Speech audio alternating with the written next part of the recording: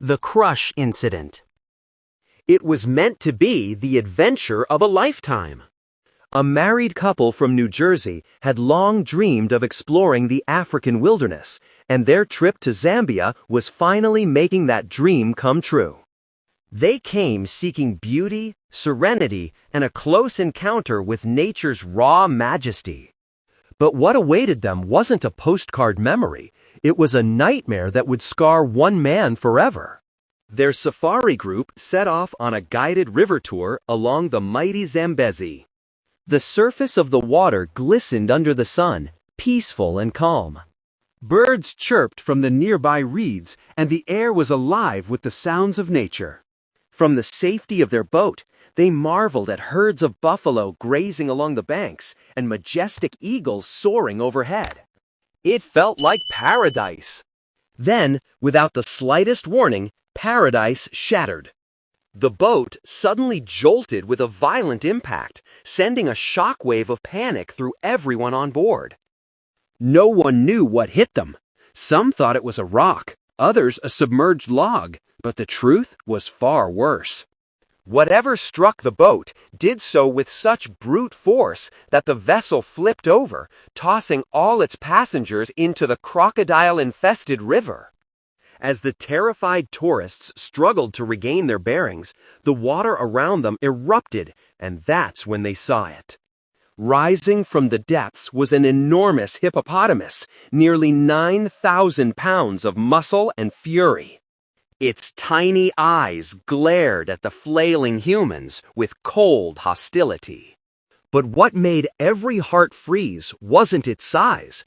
It was the sight of the man's wife trapped in its jaws. In the chaos of the overturning boat, her husband hadn't noticed she'd gone under. Now, before his horrified eyes, the massive beast lifted her out of the water, her torso clenched tightly between its enormous teeth. She screamed and thrashed, but the hippo's grip was unyielding. In a split second, its jaws slammed shut with a thunderous crack, crushing her head and chest as though they were made of paper.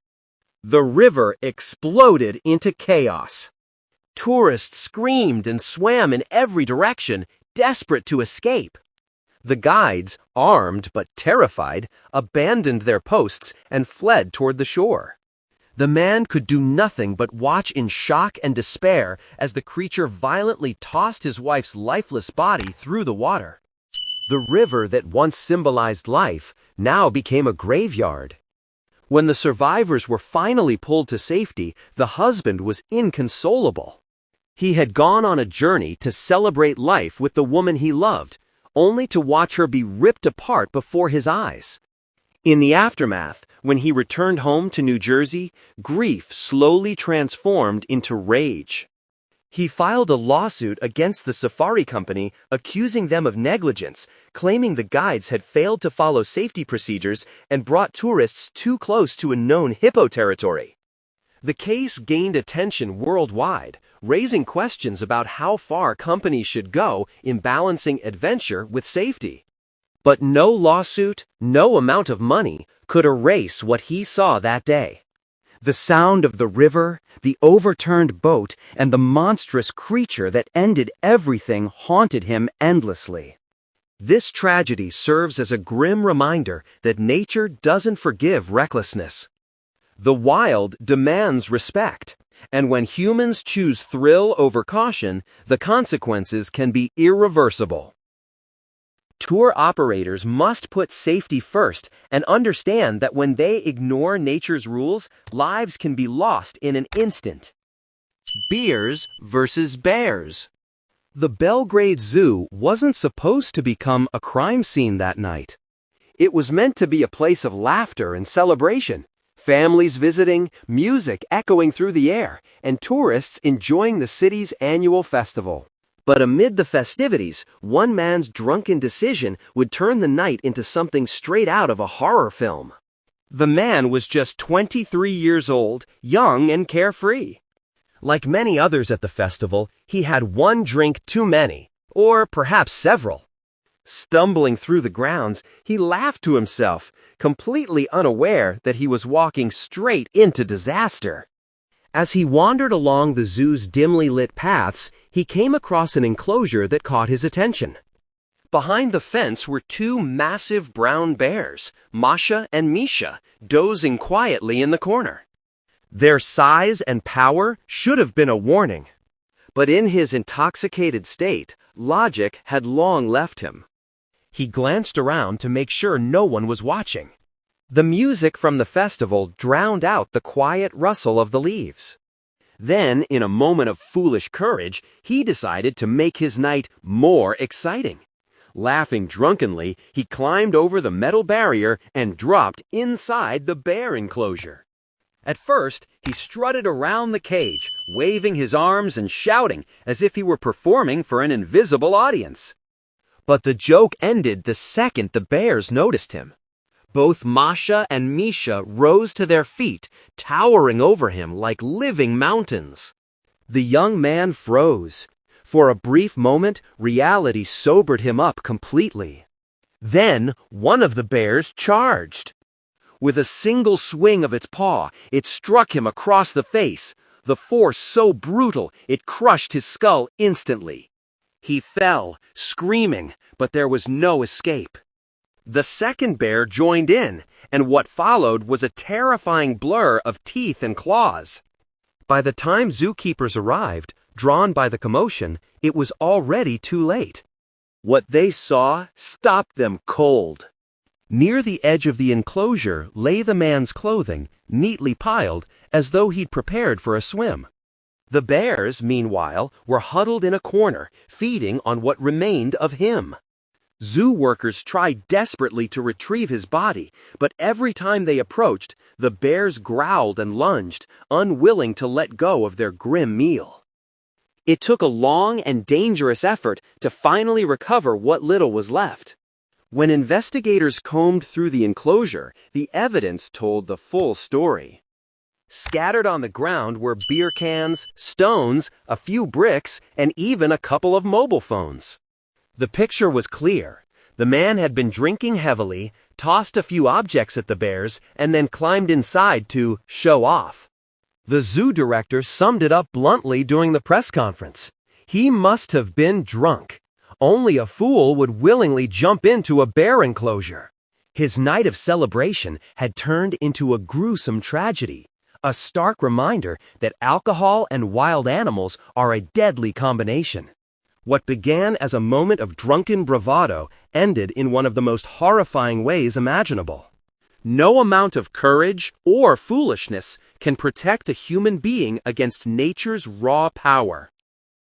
Whether drunk or sober, one truth stands firm: never cross the barrier between man and beast. The Flattening Incident. January 14, 2011. What started as a routine morning at a wildlife facility turned into a scene of unimaginable tragedy. A 33-year-old elephant handler, known for her calm demeanor and years of experience, was working with Edie, a 26-year-old African elephant weighing nearly 4 tons.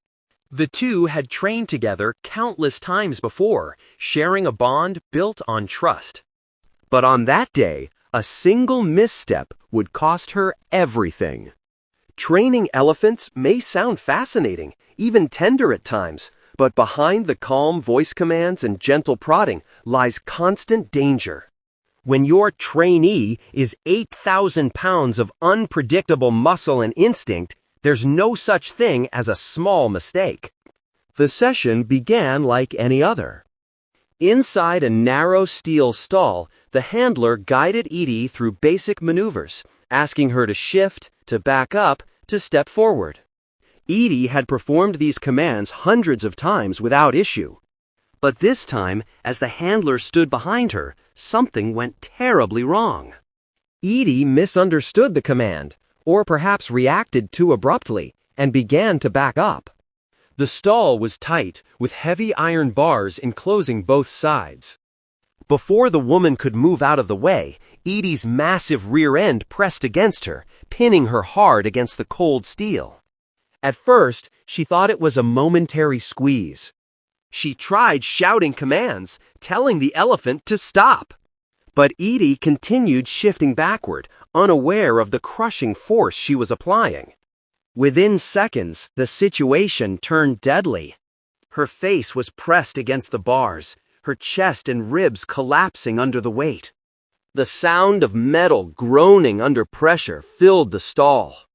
She gasped, her voice strained with panic, but her shouts were drowned by the elephant's shifting movements. Another trainer, hearing the commotion, rushed in and screamed orders at Edie. The elephant hesitated, then slowly stepped forward. But it was too late. The woman collapsed to the ground, her body limp and broken. Emergency workers were called immediately, and she was rushed to the hospital. Despite the doctor's best efforts, her injuries were catastrophic. She was pronounced dead shortly after arrival. Zoo officials called it a tragic accident, explaining that Edie had merely been responding to her training cues. There was no malice, no aggression, just an enormous animal following a misunderstood signal in a confined space. Wildlife expert Jack Hanna later commented on the case, stating the brutal truth. When you're trapped between a wall and an animal weighing 4 tons, there's no winning. Even a simple shift can be fatal. Edie was later placed under observation, but she showed no signs of distress or aggression afterward, only confusion. The entire incident was a sobering reminder that working with wild animals, no matter how tame they seem, is a constant gamble with risk. The woman's death forced the facility to reevaluate its safety protocols, especially the practice of close contact training, where handlers share tight enclosures with elephants. Many zoos worldwide have since adopted protected contact systems, where barriers separate humans and elephants during training to prevent such tragedies from repeating. Her story stands as a painful but necessary reminder. Even the most affectionate bond between human and animal can turn deadly in a single, unpredictable instant. When strength beyond imagination is confined within walls of steel, the smallest error can flatten everything in its path, including a life dedicated to care. The Chimpanzee Attack. It was a bright and peaceful morning in 2005, a day that should have been filled with laughter, nostalgia, and love. For a married couple visiting their longtime companion, Mo, the chimpanzee they had raised like a son, it was supposed to be a celebration. But instead, it became one of the most horrifying animal attacks ever documented. For nearly 40 years, Mo had been a part of their family. They dressed him in clothes, taught him to eat at the table, and treated him like their own child. Neighbors often saw Mo playing in the yard, smiling and waving like a little boy. But behind that playful exterior was still a wild animal, an animal whose instincts could never truly be erased. Everything changed when Mo attacked a visitor one afternoon, leaving the woman injured. Authorities stepped in, declaring Mo too dangerous to remain in a suburban neighborhood. Despite the couple's pleas, he was taken away to a wildlife sanctuary, where he would live out his days among other chimpanzees. Still, the bond never faded. The couple visited him often, bringing his favorite foods, celebrating his birthdays, and trying to remind him that he was loved. On Mo's 39th birthday, they arrived at the sanctuary with a cake and treats, never imagining that within minutes, their joyful visit would spiral into horror. As they approached Mo's enclosure and handed him pieces of fruit, 2 other chimpanzees from nearby cages managed to break free. These chimps were much more aggressive, territorial, and powerful than Mo had ever been. Before anyone could react, they charged straight toward the couple. The attack was sudden and merciless. The male chimpanzee lunged at the husband, knocking him to the ground. With terrifying speed and strength, it began mauling him. Adult male chimpanzees might weigh just over 100 pounds, but their strength is unmatched, able to pull more than 10 times their body weight. Against that kind of power, a human stands no chance. The chimp tore into the man's face, ripping away skin, lips, eyelids, anything it could grab. Then it turned its fury toward his hands, tearing off fingers one by one. Another chimp joined in, biting deep into his arms and scalp. The assault was so savage that even seasoned sanctuary workers froze in shock. The man's wife screamed and tried to shield him, but one of the chimps attacked her too, biting and clawing before staff members finally arrived with rifles. Shots rang out through the sanctuary as the two chimps were put down to stop the assault. When rescuers reached the couple, the sight was beyond comprehension.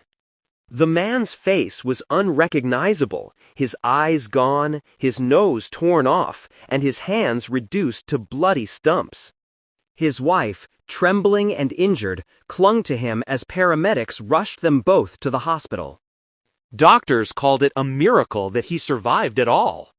They described his injuries as unimaginably severe, his skull fractured, his body shredded.